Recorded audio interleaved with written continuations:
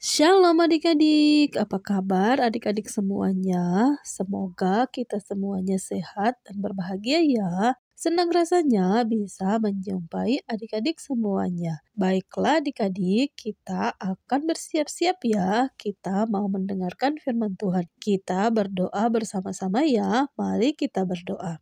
Tuhan Yesus, Engkau sungguh sangat baik. Kami bersyukur atas penyertaan-Mu kepada kami setiap hari. Hari ini, Tuhan, kami mau belajar firman Tuhan. Kiranya Tuhan menolong kami. Bantulah kami untuk mengerti setiap firman Tuhan yang akan kami dengar. Di dalam nama Tuhan Yesus, kami berdoa. Haleluya. Amin. Adik-adik sekolah minggu, kita telah selesai berdoa. Kita akan segera membuka Alkitab kita. Mari kita buka Alkitab kita di dalam Kitab 1 Samuel pasal yang ketiga, mulai ayat yang pertama sampai ayat yang ke-21. Samuel terpanggil. Hana sangat ingin memiliki anak. Ia sudah lama menikah namun belum juga dikaruniai anak. Ia melihat semua orang yang ia kenal telah memiliki anak, bahkan mereka memiliki lebih dari satu anak atau lebih banyak anak. Tetapi Hana, ia tidak memiliki anak satupun. Hana berdoa kepada Tuhan dengan sungguh-sungguh. Ia berdoa agar Allah memberkati rahimnya, agar ia bisa punya anak.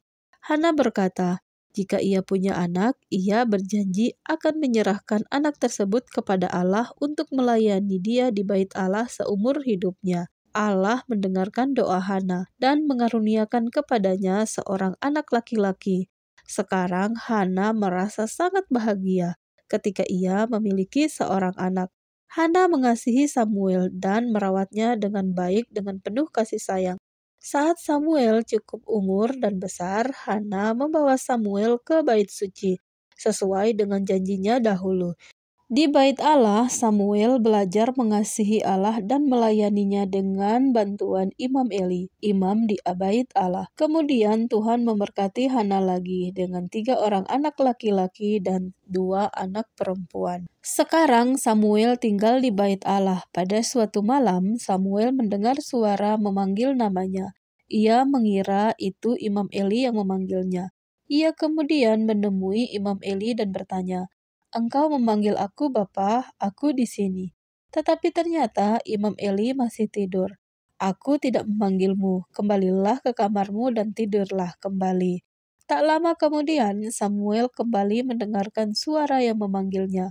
Samuel kembali menemui Imam Eli lagi, tetapi Imam Eli kembali memintanya untuk tidur. Pada kali ketiga, suara itu terdengar kembali. Eli mengerti bahwa suara itu adalah suara Tuhan. Allah ingin berbicara kepada Samuel. Eli meminta Samuel untuk menjawab suara itu bahwa ia mendengar. Kembali suara itu terdengar. Samuel menjawab dan mendengar apa yang Allah katakan. Allah memberitahu Samuel tentang rancangannya atas orang Israel. Tahun-tahun berlalu, semua orang tahu bangsa Israel dapat mempercayai Samuel karena Samuel mendengarkan perkataan Allah dan ia menyampaikan kehendak Allah kepada mereka, kepada bangsa Israel. Bangsa Israel tahu bahwa Allah merencanakan hal-hal yang baik bagi mereka, seperti layaknya seorang ayah yang melindungi anak-anaknya. Dengan pertolongan Allah, Samuel mengatur bangsa Israel menjadi tentara untuk menghentikan serangan tentara orang Filistin. Dan selama Samuel menjadi hakim untuk orang Israel, mereka hidup dengan damai dan bahagia. Halo adik-adik sekolah minggu, kisah Samuel kecil ini mengajarkan kepada kita betapa pentingnya mendengar suara Tuhan dengan taat dari kecil ya. Samuel belajar untuk mendengarkan Tuhan dan mengikuti panggilannya, dan itu membentuknya menjadi pemimpin yang besar di kemudian hari. Mendengar Tuhan bukan hanya tentang mendengar suaranya adik-adik, tetapi juga memahami kehendaknya dan melakukannya di dalam kehidupan sehari-hari.